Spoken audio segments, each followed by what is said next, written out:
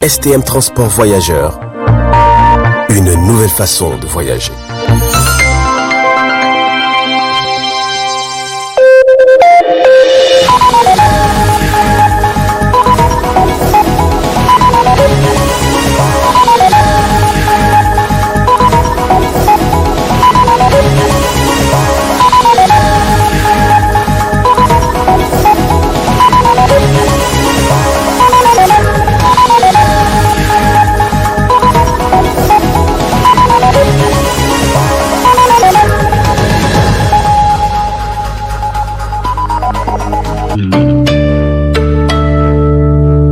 La télévision, messieurs, dames, bonsoir et bienvenue à cette grande édition d'information, une édition que nous débutons par la politique. Depuis l'ouverture officielle de la campagne présidentielle, deuxième tour sur toute l'étendue du territoire national, l'on constate un silence total dans certains états-majors des partis politiques. Notre reporter Haïssa Adamou s'est intéressé à ce sujet. Voyons son reportage. Après la proclamation des résultats globaux définitifs par la Cour constitutionnelle, le lendemain de la proclamation des résultats que devrait commencer la campagne présidentielle selon le code électoral, force est de constater un silence total de cimetières dans plusieurs états-majors des partis politiques. Pas d'ambiance dans la grande capitale, Niamey. Pour certains militants des partis politiques rencontrés, ce silence est dû à des raisons bien connues de tous, surtout en cette dernière phase électorale. D'abord, ce qu'il faut retenir, c'est que le second tour, pratiquement, ce n'est pas la même chose que le premier tour où vous avez pratiquement... il y avait eu 30 candidats au premier tour et que cette fois-ci, il n'y a que juste 2 candidats. Mais là, l'aspect le plus important qu'il faut souligner, c'est surtout que à l'heure actuelle, en tout cas, nous attendons surtout les spécimens. Parce que vous savez, les campagnes, pour aller, il faut aussi aller avec des spécimens pour montrer aux militants et sympathisants déjà le candidat, pour pouvoir vendre le candidat comme on l'a fait aussi au premier tour.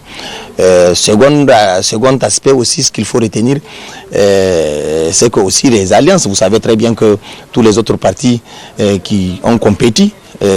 Maintenant, il n'y a pratiquement que 2 candidats qui sont retenus au second tour. Donc, les gens sont certainement en train de se consulter, parce que gouverner, c'est prévoir, gouverner, c'est que les gens doivent discuter de certains aspects qui vont faire en sorte qu'ils vont se rallier ensemble pour gouverner pour les 5 années à venir. Inch'Allah aussi, il se trouve qu'en tout cas, notre candidat rallie le maximum possible des partis politiques. Selon le secrétaire général adjoint de l'organisation de la jeunesse Tareya, le Niger est connu pour son expérience de l'organisation des élections apaisées. La tradition du Niger, tout le monde le sait très bien. En tout cas, nous, notre souhait, c'est que les élections se passent comme ça a été fait, en tout cas au premier tour, dans l'intérêt de notre pays. C'est déjà très bien que les Nigériens sont habitués à ce comportement, en tout cas responsable. Les citoyens comme les observateurs internationaux l'ont tous notifié. Les élections se sont déroulées dans des conditions les meilleures et que tous les Nigériens de façon pacifique ont exercé leurs droits civiques et que pour ce deuxième tour, nous souhaiterons la même chose, que c'est le Niger qui gagne, parce que les élections, c'est comme, si vous voulez, c'est comme la lutte traditionnelle. Il y a toujours un gagnant et un perdant, et c'est toujours le Niger qui gagne. Et c'est ça le plus important. Et c'est dans cette logique, en tout cas, nous, notre parti, depuis l'avènement de la conférence nationale jusqu'à aujourd'hui, nous sommes dans cette logique, et c'est ça qui fait que les Nigériens ont toujours confiance en nous. La preuve, notre score ne va que toujours de plus en plus. En tout cas, si vous prenez depuis la conférence nationale jusqu'à aujourd'hui, le PNDS s'est imposé du 3e parti politique au premier parti politique sur l'échiquier politique national aujourd'hui. Depuis quelques jours, les partis politiques retenus pour ce second tour, notamment le candidat du PNDS Tareya Bazoum Mohamed et le candidat du RDR Tchangi, tous sont à huis clos avec tous les alliés et le recrutement de certains leaders et hommes politiques afin de renforcer leur stratégie pour la victoire à l'issue de l'élection présidentielle 2021. Les acteurs des organisations de la société civile nigérienne, l'ONG ADENA, une organisation qui lutte contre la drogue, la corruption et la traite des personnes. Le président de l'organisation se dit préoccupé des trafiquants de stupéfiants démantelés par les autorités compétentes ces derniers temps. Suivez.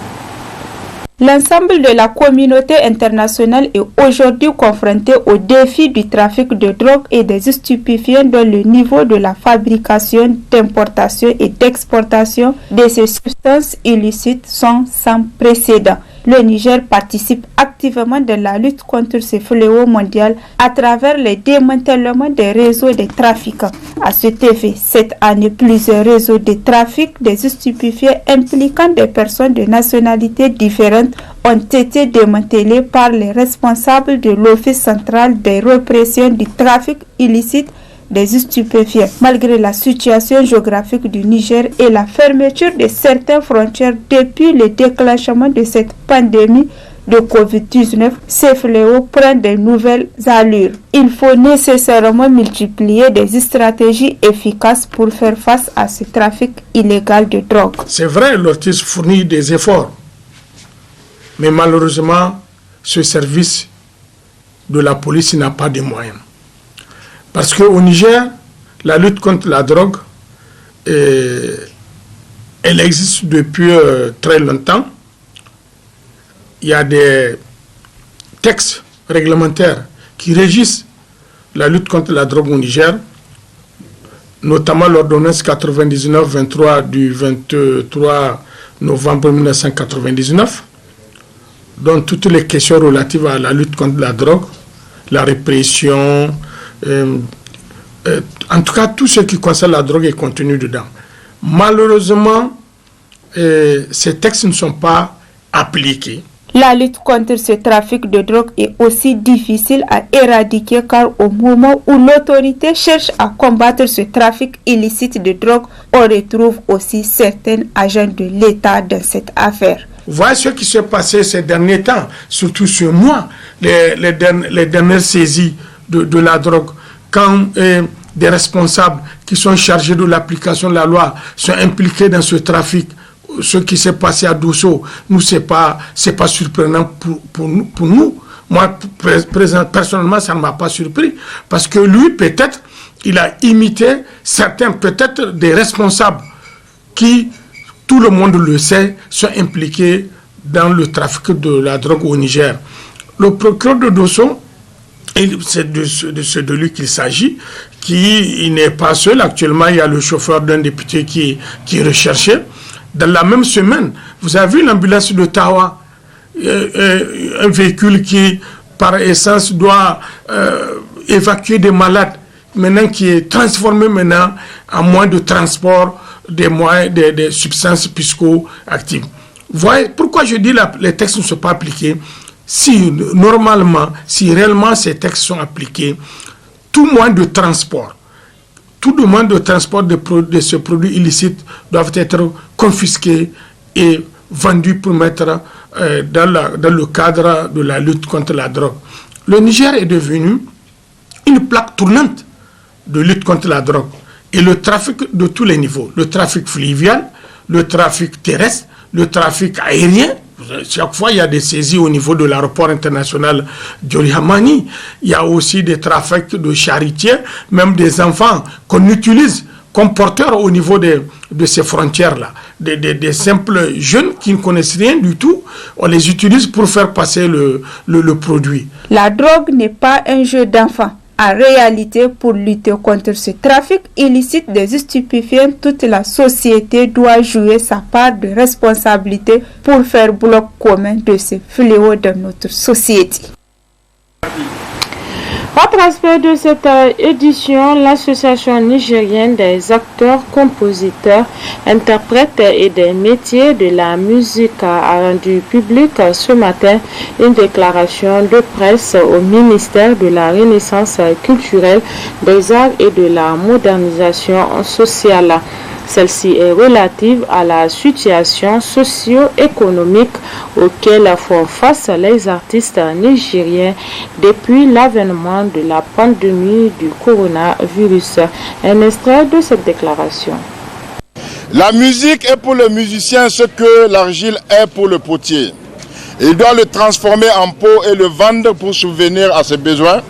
Et les lieux de loisirs, des vraies entreprises culturelles qui font nourrir beaucoup de familles sont sans activité aujourd'hui.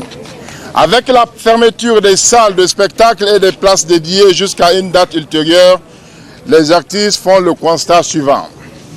Apparemment, pour nos autorités, les lieux de loisirs sont les seuls endroits capables de propager le virus. Sans concertation, la décision est tombée pour couper notre souffle. Les artistes ont été pris au dépourvu et trouvent des difficultés énormes pour subvenir aux besoins de leur famille. Plusieurs parmi eux ont des crédits et sont incapables de payer leurs échéances de loyer et d'eau et d'électricité. Beaucoup précisent avec amertume que plusieurs artistes vivent actuellement dans la crainte et le désarroi total. Chers gouvernants, nous vivons une période foncée, une période difficile car il n'y a aucune loi qui nous protège et qui nous met à l'abri des incertitudes comme si nous sommes des sous-citoyens, comme disait notre cher blackmailer. En un mot, les artistes qui ne disposent pas d'autres ressources de revenus végètent dans la précarité et le désœuvrement le plus total. Les fêtes, les concerts, les festivals ou les lieux de divertissement constituent leur unique source de revenus. Nous sommes conscients que les mesures d'allègement seront graduelles et qu'on ne peut pas autoriser du jour au lendemain les grands rassemblements pour réduire l'impact des effets. Nous proposons qu'on nous accorde un soutien à partir des budgets dédiés à la culture. En conclusion, nous devons tirer des enseignements des effets néfastes de cette pandémie pour appliquer le statut de l'artiste nigérien. Élaborer et appliquer la copie privée afin de rendre conséquente la redevance des artistes lors des répartitions des ristournes au niveau du bureau des droits d'auteur nigérien. Un bureau qui souffre d'ailleurs d'une gestion sombre, je dirais lugubre, de gestionnaire en gestionnaire. Il faut élaborer une loi qui protège, qui responsabilise les artistes, les musiciens et qui les épargne des vicissitudes du temps. Il est à espérer que notre appel sera entendu et que notre carrière ne sera pas durablement compromise par la pandémie du Covid-19. À l'instar de la communauté internationale, le Niger célèbre aujourd'hui 2 février 2021 la journée mondiale des zones humides. Quel est l'objectif visé à travers cette journée? Élément de réponse avec Zainab Gagara, Ibrahim Kantama. La journée mondiale des zones humides est une journée internationale qui est célébrée chaque 2 février de l'année. Elle est consacrée à la sensibilisation du grand public sur les zones humides et commémorant l'anniversaire de la signature de la convention du Ramsar en Iran. Les acteurs intervenant sur cette question jouent des rôles prépondérants à l'occasion de cette journée. C'est une journée qui est dédiée en fait à la sensibilisation du grand public. C'est des journées au cours desquelles, en tout cas, on essaie de montrer au monde l'importance des zones humides. C'est-à-dire à travers ces journées-là, genre celle d'aujourd'hui, donc on va attirer l'attention du public sur les zones humides, sur comment les gérer, comment faire en sorte qu'on ne les perde pas. Donc c'est aussi ça, pour attirer l'attention des gens par rapport aux différentes ressources qu'il y a au niveau des zones humides, c'est-à-dire qu'elles soient les ressources animales, qu'elles soient des ressources végétales. Donc comment les gens doivent exploiter correctement les zones humides sans faire en sorte qu'on perde ces zones humides-là. Cette journée est célébrée chaque année en grande pompe. Cependant, cette année connaît une particularité. Le thème qui a été retenu, c'est zones humides et eau. Donc c'est pour attirer l'attention du monde par rapport à l'eau de boisson, l'eau pour l'agriculture, l'eau en tout cas pour qui atténue les grands changements climatiques, l'eau en tout cas pour les besoins divers de la communauté. Ah oui, il faut sauver les zones humides. Parce qu'au sein des zones humides, il y a une diversité de vie. Au sein des zones humides, il y a une diversité de vie. Donc, c'est-à-dire que là, vous allez voir la vie animale, notamment les oiseaux de façon globale, les oiseaux d'eau, comme les autres oiseaux qui tournent, en tout cas autour de ces milieux, pour pouvoir vivre. Ensuite, vous avez la diversité en plantes. Parce que là où vous avez l'eau, c'est également là que vous pouvez voir en tout cas une diversité de végétation, une diversité d'insectes, une diversité des autres éléments de la microfaune. Donc c'est ça, il faut faire en sorte que ces zones humides perdurent.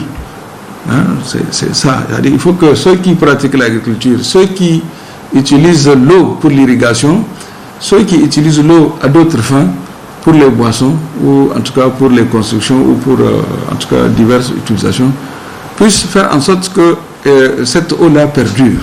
C'est ça, il faut une bonne utilisation, il faut lutter contre les éléments qui concourent à la perte de nos zones humides.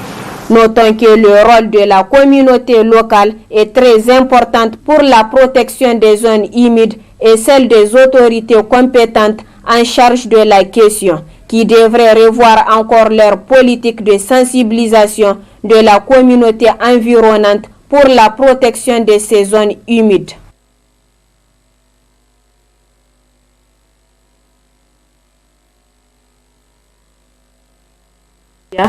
Qui se tiendra du 13 au 28 mars prochain. L'objectif de cette initiative, selon le président du comité d'organisation, Issoufou Hamadou, est de réunir tous les talentueux du ballon rond dans toutes les entreprises de presse au Niger. L'objectif, comme vous le savez, du tournoi intermédiaire, c'est consolider davantage l'esprit d'union et de confraternité entre les composants des médias du Niger et créer un cadre de partage et d'épanouissement au profit des hommes des médias. La particularité de cette année, c'était la première fois que la finale du tournoi intermédiaire va se jouer à Dosso. Cette initiative vise à amorcer une rotation interurbaine du tournoi intermédiaire et lui donner une vocation nationale. C'était une des rêves depuis la création du tournoi, faire en sorte que les régions puissent en profiter aussi pour célébrer ce tournoi intermédiaire à travers l'organisation de cette compétition. Mais chaque année, nous voulons quand même faire en sorte que les régions participent, mais vu le manque de moyens, on n'a pas pu le réaliser. Nous espérons qu'avec nos partenaires qu'on espère avoir en main, on peut réaliser cette rêve qui est tellement souhaitée par tout le monde. Sauf que la différence, nous allons lancer le tournoi ici à Niamey et une fois arrivé à la finale, on délocalise les deux équipes qui vont en finale pour jouer la finale à Dosso. Donc c'est seulement la finale qui est délocalisée à Dosso.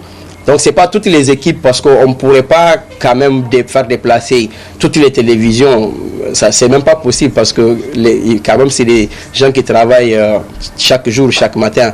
Mais nous avons pensé que pour que ça soit régional, on allait jouer la compétition ici à Niamey et une fois qu'on arrive à la finale, on transporte les deux équipes finalistes pour faire la finale à Dosso. On a choisi Dosso cette année et les années à venir, nous allons choisir d'autres régions, ainsi de suite. Et c'est sur cette page sportive que se referme cette édition d'information. Merci à vous de l'avoir suivi. Passez d'excellents moments en compagnie de nos programmes. Au revoir.